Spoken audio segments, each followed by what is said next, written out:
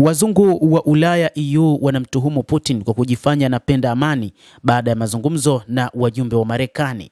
Hata hivyo, wanaamini kwamba Putin ni mnafiki ambaye wakati huu anajifanya kama vile mpenda amani na kutaka kusitisha vita, lakini kimsingi anataka kutumia nguvu zaidi dhidi ya Ukraine.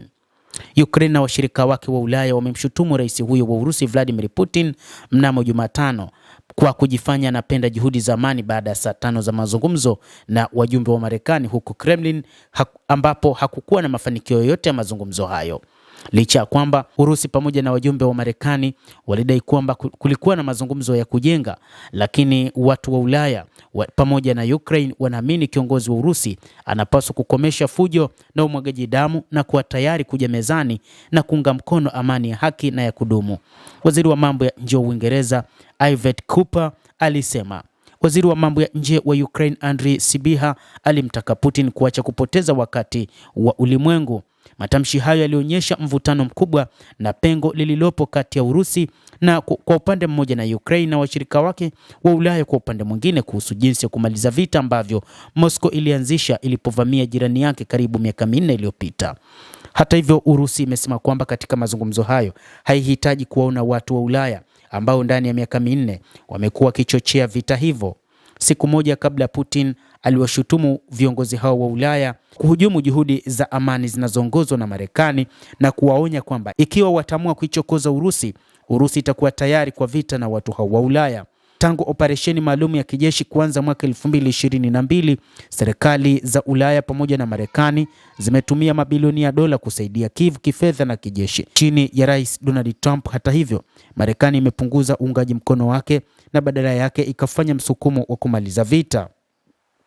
Mshauri wa mambo ya nje wa Putin Yuri Ushakov alisema mazungumzo ya Jumanne katika ikulu ya Kremlin kati ya Putin na mjumbe wa Marekani Steve Witkoff na Jared Kushner, mkwe wa Trump, yalikuwa ya chanya, lakini hakutoa maelezo yoyote. Witkoff na Kushner watakutana na mpatanishi mkuu wa Ukraine Rustem Umerov siku ya leo Alhamisi huko Miami nchini Marekani kwa mazungumzo zaidi, kulingana na afisa mkuu wa utawala wa Trump ambaye hakuidhinishwa kutoa maoni hadharani na alizungumza kwa sharti la kutotajwa. Trump alisema Witkoff na Kushner walitoka katika kikao cha mbio za marathon huku Putin akiwa na imani kuwa anataka kuvimaliza vita hivyo.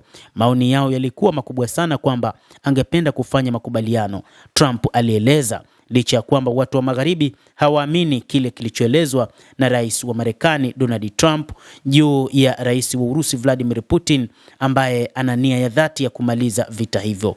Watu wa magharibi wanaamini Putin amekuwa kama mnafiki ambaye hataki kumaliza vita hivyo, huku mbele ya macho ya rais Trump akionyesha juhudi za kutaka kumalizika kwa vita hivyo.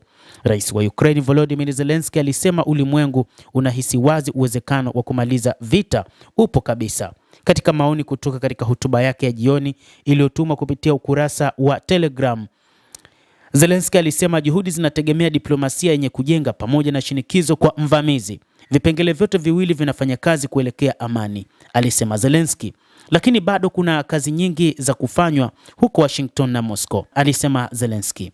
Kwa upande wa msemaji wa ikulu ya Kremlin Dmitry Peskov alisema sio sahihi kusema kwamba Putin alikataa mpango wa amani wa Marekani.